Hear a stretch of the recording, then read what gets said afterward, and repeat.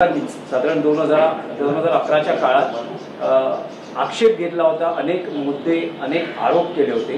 तुम्ही स्वतः एव्हिएशन समितीमध्ये होतात, तुमची काय माहिती आहे या बोईंग ड्रीमलाइनर संदर्भात? कारण एकूणच आता मागणी अशी होऊ लागलेली आहे की त्याचं पुन्हा तपासणी करण्यात यावी आणि ही बोईंग खरेदी करणं भारताने थांबवावं। एक लक्षात घ्या की आता ड्रीमलाइनरच्या अपघाताची चौकशी सुरू आहे। हा अपघात किंवा लोकांच्या मनात ज्या शंका आहेत अन्य त्या संदर्भात या देशातल्या आणि विदेशातल्या अनेक एजन्सी एकत्र तपास करतात। ब्रिटनचं पथक आलं आहे, पोर्तुगालचं पथक इथे आलेलं आहे, बोईंग अमेरिकेतून त्यांची काही इथे टीम्स आलेल्या आहेत, आपल्या काही एजन्सी आहेत। त्याच्यामुळे त्याच्यावरती आता मी मत व्यक्त करणं योग्य नाही। पण ड्रीमलाइनरचं जेव्हा डील झालं होतं तेव्हा भारतीय जनता पक्षानं त्या संदर्भात शंका उपस्थित केल्या होत्या, त्यांच्या क्षमतेविषयी, त्याच्या इंजिनाविषयी, अशा अनेक होत्या शंका। कारण UPAच्या काळामध्ये ही खरेदी झाली, civil aviation minister Praful Patel होते, वारंवार त्यांना खुलासा करावा लागत होता, हे सत्य आहे। पण आता हा अपघात झाल्यावर त्या संदर्भात तपास सुरू आहे। मुळात अपघात झाला कसा किंवा हे घडलं कसं हे आज सिव्हिल एव्हिएशन क्षेत्र जगातलं त्याला पडलेलं कोड आहे। 30 सेकंदामध्ये घडलं कसं, एकाच वेळेला 2 इंजिनं बंद पडली कशी, कोणी सायबरच्या माध्यमातून ही हायजॅक केली का, असे अनेक प्रकार समोर येत आहेत। आपण त्यातले एक्सपर्ट नाही आहोत, पण शत्रू राष्ट्राकडून जे सायबर हल्ले होत आहेत, सायबर हल्ले आपल्या देशावर, ही अत्यंत गंभीर गोष्ट आहे। आपली यंत्रणा ठप्प केली जाते, मिलिटरी यंत्रणा ठप्प केली जाते जगभरात अनेकदा। या सगळ्याचा तपास एजन्सी जर करत असेल तर त्याच्यावरती आता फार चर्चा करणं योग्य नाही। दुर्दैवानं 300पेक्षा जास्त लोकांना प्राण गमवावे लागले याच्यामध्ये। लोक वेगळे अँगल्स देत आहेत, एक्सपर्ट्स, त्याचा तपास होईल। राऊत साहेब, तुम्ही जो संशय व्यक्त करता आहात, सायबर हल्ला किंवा ज्या पद्धतीनं अत्याधुनिक सगळ्या यंत्रणांचा वापर होतोय, तर हा अपघात आहे की घातपात आहे, तुमचं काय मत आहे? नाही, मी त्याच्यावरती आता माझ्या मनात काही शंका आहेत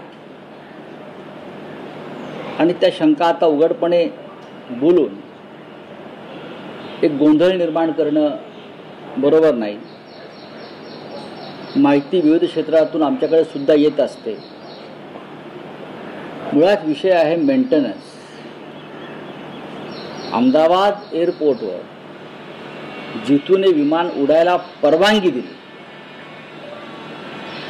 ज्या संस्था आहेत सरकारच्या मेंटेनन्स संदर्भात, इंजिनिअरिंग संदर्भात, ATC संदर्भात, ATC मध्ये क्षमतेपेक्षा 56% माणसं कमी आहेत। ATC मध्ये, DGCA मध्ये, ज्यांच्याकडून विमानाच्या सुरक्षेशी सगळ्यात जास्त जबाबदारी आपण अपेक्षा करतो, तेथेच माणसं कमी आहेत का?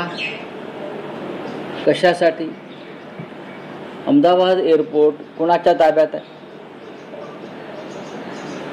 अहमदाबाद एअरपोर्टवर विमानांच्या मेंटेनन्सची जबाबदारी कोणावर आहे? या सगळ्या गोष्टींवर आज लोक, प्रवासी यांच्या मनात संशय आहे आणि हा संशय असाच राहिला तर विमानातून प्रवास करणाऱ्यांची संख्या या देशामध्ये घटेल। लोकांच्या मनात भीती आहे की भारतीय विमानांचं किंवा हवाई क्षेत्रामध्ये आपण अत्यंत गांभीर्यानं हे क्षेत्र घेतलेलं नाही। मंत्री पहा ना, काल मंत्री त्या मृत्यूच्या ढिगारावरती उभे राहून ज्या पद्धतीनं वागत होते त्याला रील बनवणंच म्हणतात. त्यांच्या कोणाच्याही चेहऱ्यावरती दुःखाचा लवलेच दिसत नव्हता. आम्ही अजूनही अस्वस्थ आहोत. महाराष्ट्रातले 20च्या आसपास लोक मरण पावले आहेत. अर्थात 300 लोकांचं दुःख आम्हाला आहे, पण आमच्या आसपाससुद्धा माणसं मृत्यू पावलेत या विमान अपघातामध्ये. पण सरकारला फार मोठा धक्का बसला आहे किंवा सरकारच्या डोळ्याच्या कडा ओलावल्या आहेत असं या क्षणी तरी दिसत नाही, अजिबात दिसत नाही. हे का? अहमदाबाद एअरपोर्ट हा केंद्रबिंदू आहे. तिथे सहज कसा काय कोणाला प्रवेश मिळू शकतो आणि ते कोण लोक आहेत? अहमदाबादच का निवडलं किंवा अहमदाबादला असा अपघात का होऊ झाला, हे खूप प्रश्न लोकांच्या मनामध्ये. अहमदाबाद लक्षात घ्या, मेडिकल इमारतीवरती विमान कोसळलं, तिथे 100च्या आसपास डॉक्टर्स आणि विद्यार्थी मरण पावले. त्या इमारतीच्या आसपास काही लहान सहान दुकानदार होते, स्टॉलवाले होते, ती मुलं मरण पावली. हे सहज विसरता येणार नाही. बेळगावमध्ये ज्या पद्धतीनं हल्ला झाला त्याच पद्धतीचा हा अपघात आहे. पण माणसं मेली भारताची. त्यातून सरकार काय धडा घेणार आहे? हवाई क्षेत्रामध्ये, एव्हिएशन क्षेत्रामध्ये तुम्हाला सगळ्यात जास्त सतर्क असायला पाहिजे. आपण एअर इंडियाचं खाजगीकरण करून आपल्याला जबाबदारी झटकता येणार नाही. आणि रतन टाटा यांच्या निधनानंतर टाटा समूहाला एअर इंडिया संदर्भात गांभीर्य आहे की नाही असा प्रश्न गेले वर्षभर अनेकांना पडलेला आहे. विमानांची दुरुस्ती, विमानांमधली सेवा, अशा अनेक गोष्टींवरती प्रश्नचिन्ह निर्माण झालेलं आहे. राऊतसाहेब, विरोधी पक्षाकडून मागणी करण्यात येते की एव्हिएशन इंडस्ट्रीची श्वेतपत्रिका काढण्यात यावी. ज्या साधारण गेल्या 10 वर्षातल्या ज्या काही घटना आहेत ते पाहता घटनांपेक्षाही व्यवहार ॲव्हिएशन इंडस्ट्रीमध्ये मग राफेलपासून सगळंच आलं आहे. राफेल आला आहे, अपाचे हेलिकॉप्टर्स आले आहेत, बरं का. या क्षेत्रामध्ये झालेला व्यवहार याच्याविषयी जर श्वेतपत्रिका काढण्याची मागणी विरोधी पक्षाने केली असेल तर ती योग्य. ह्या क्षेत्रामध्ये सुद्धा उद्योगपतींची जी स्पर्धा सुरू आहे सध्या, कोणी कोणते एअरपोर्ट घ्यायचं आणि कोणी कोणती विमान कंपनी खरेदी करायची, या क्षेत्रावरती सुद्धा कब्जा मिळवण्याचा जो प्रयत्न सुरू आहे घाणेरडा, त्याचीसुद्धा आता प्रवाशांना भीती वाटू लागली. राऊतसाहेब, महाराष्ट्रातल्या राजकारणाचा विषय आहे. राज ठाकरे उद्धव ठाकरे एकत्रीकरणाच्या चर्चा सुरू असतानाच परवा मुख्यमंत्री देवेंद्र फडणवीस आणि मनसे अध्यक्ष राज ठाकरे यांची भेट झाली. त्यामुळे राज ठाकरे उद्धव ठाकरे एकत्रीकरणाच्या चर्चांना किंवा त्या प्रयत्नाला खीळ बसेल का किंवा तो प्रयत्न थांबेल का? मला असं वाटत नाही. देवेंद्र फडणवीस हा विषय वेगळा आहे. देवेंद्र फडणवीस हे गौतम अडाणी किंवा मुंबईतले उद्योगपती, बिल्डर्स त्यांचे समर्थक आणि सरकारमधले मुख्य हस्तक आहे. आमची भूमिका ही मराठी माणसाला न्याय देण्याची, मराठी माणूस मुंबईत टिकावा, मराठी माणसाला इथे त्याचं जे स्थान आणि हक्क आहेत ते मिळावेत, ही भूमिका जर राज ठाकरे यांची असेल आणि आमची असेल तर आम्ही त्या भूमिकेतून एकत्र येण्याचा विचार राज ठाकरे यांनी मांडला, उद्धव ठाकरे यांनी त्याला पाठिंबा दिला. भारतीय जनता पक्ष आणि त्यांचे नेते हे मराठी माणूस आणि महाराष्ट्राचे शत्रू आहेत, हे लोकांनी ठरवलेलं. दोघे भेटले असतील, ते का भेटले असतील, कोणत्या संदर्भात कदाचित ते मुंबईवर जे गौतम अडाणीचं अतिक्रमण सुरू आहे त्या संदर्भात राज ठाकरेंना काही सांगायचं असेल, हे थांबवायला पाहिजे गौतम अडाणीचं आक्रमण मराठी माणसावरचं, तो त्यांनी विषय कदाचित घेतला असेल. त्यांनी ड्रीम लायनर विमानाचा जो अपघात झाला त्याच्यावरती काही भूमिका मांडलेली आहे, त्या संदर्भात ते भेटले असतील. तुम्ही वेगळ्या वेगळ्या शंका घेऊन मूळ मुद्द्याला जी बगल देत आहे ती बरोबर नाही. राज ठाकरे आमचीच आहे की महाराष्ट्राचे दुश्मन जे आहेत त्यात देवेंद्र फडणवीस, भारतीय जनता पक्ष, एकनाथ शिंदेसारखे लोक, अमित शहासारखे लोक यांनी मुंबईसह महाराष्ट्र आणि मराठी माणूस याला खतम करण्याचा विडा उचललेला आहे. त्यांच्याशी संपर्क संबंध ठेवून आपण देश आणि राज्याशी बेईमानी करतोय, ही आमची भूमिका कायम राहील आणि आहे. नाही, पण राऊतसाहेब, जर तुम्ही असं म्हणत असाल की ती तुमची भूमिका कायम राहणार असेल, तर राज ठाकरे हे फडणवीस यांनाही भेटत आहेत आणि राज ठाकरेंच्या पक्षाचे नेते एकनाथ शिंदेच्या मंत्र्यांनाही भेटत आहेत. पाहू ना, आम्ही आमचं मत व्यक्त करतो. देवेंद्र फडणवीस राज्याचे मुख्यमंत्री आहेत, ते राज्याचे मुख्यमंत्री आहेत. राज ठाकरे आणि त्यांचा एकंदरीत जो गोतावळा आहे, काही इतर विषयांसंदर्भात ते भेटले असू शकतात. निवडल्या गौतम अडाणी संदर्भात भेटले असू. ज्या पद्धतीनं मुंबईचा घास गौतम अडाणीला गिळण्यासाठी फडणवीस मदत करतायत, त्या चिंतेतून ते भेटले असतील. राऊतसाहेब, तुम्ही अजूनही आशावादी आहात का? मी शेवटपर्यंत उद्धव ठाकरे एकत्रीकरणाबाबतीत मराठी माणसाचं एकत्रीकरण यासाठी मी शेवटपर्यंत आम्ही सगळे आशावादी आहोत. शेवटच्या मिनिटापर्यंत आम्ही या भूमिकेत राहू की मुंबई परप्रांतीय उद्योगपती अशा पद्धतीने गिळत असतील आणि त्याला भारतीय जनता पक्ष, एकनाथ शिंदेसारखे लोक आर्थिक लोभापोटी मदत करत असतील, तर सर्व मराठी नेत्यांनी, महाराष्ट्र अभिमान्यांनी एकत्र यावं, ही माननीय उद्धव ठाकरे आणि शिवसेनेची भूमिका कायम राहील. आज त्यांचा वाढदिवस आहे, तर या निमित्तानं माननीय राज ठाकरे यांना आमच्या शुभेच्छा आहेत. मनसे प्रमुखांना आमच्या मनापासून शुभेच्छा आहेत.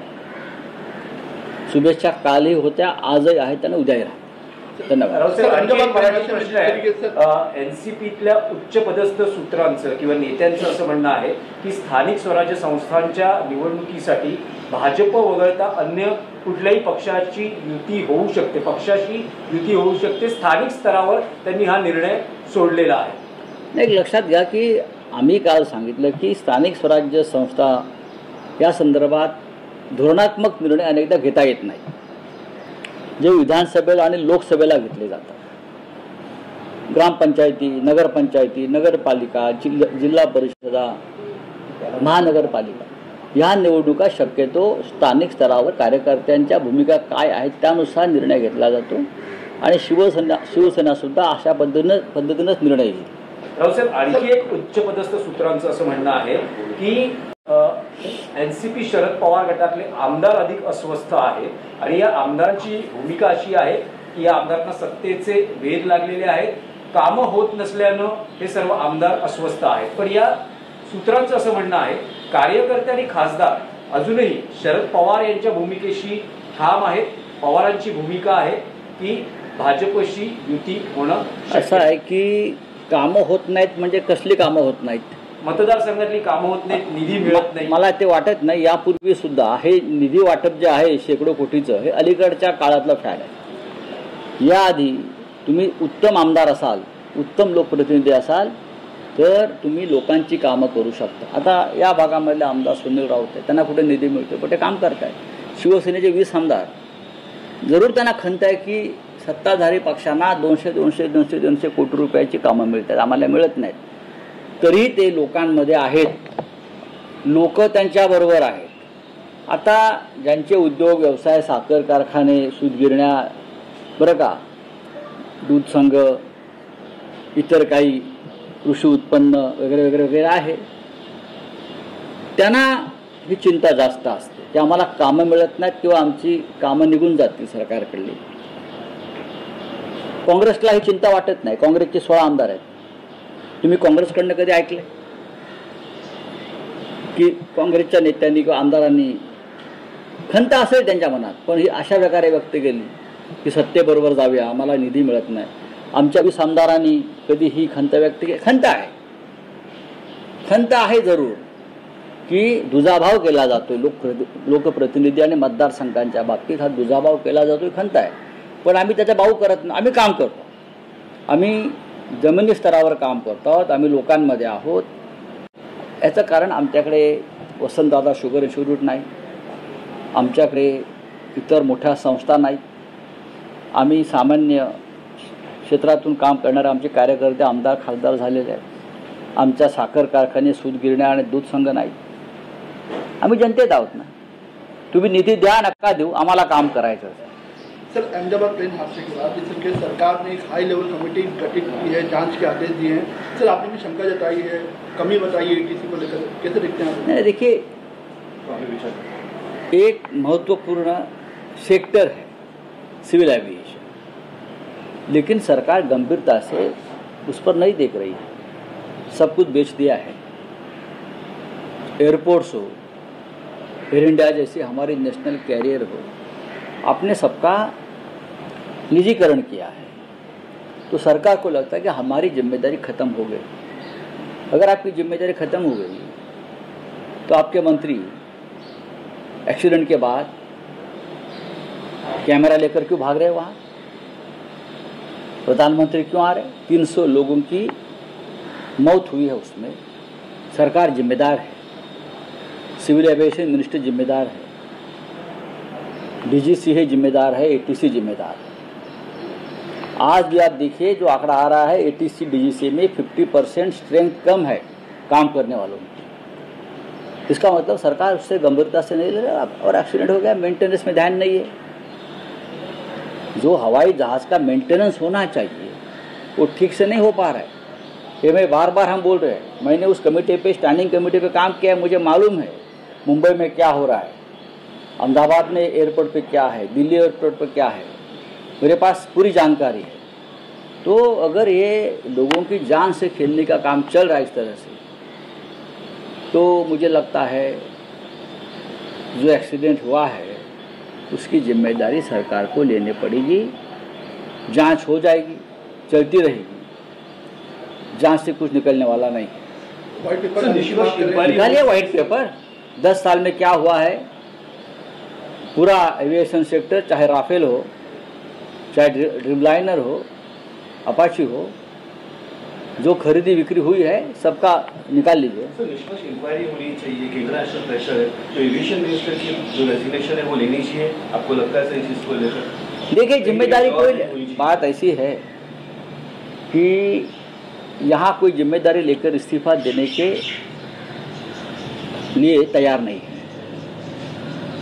मैंने कहा ना कि पुलवामा किसने इस्तीफा दिया,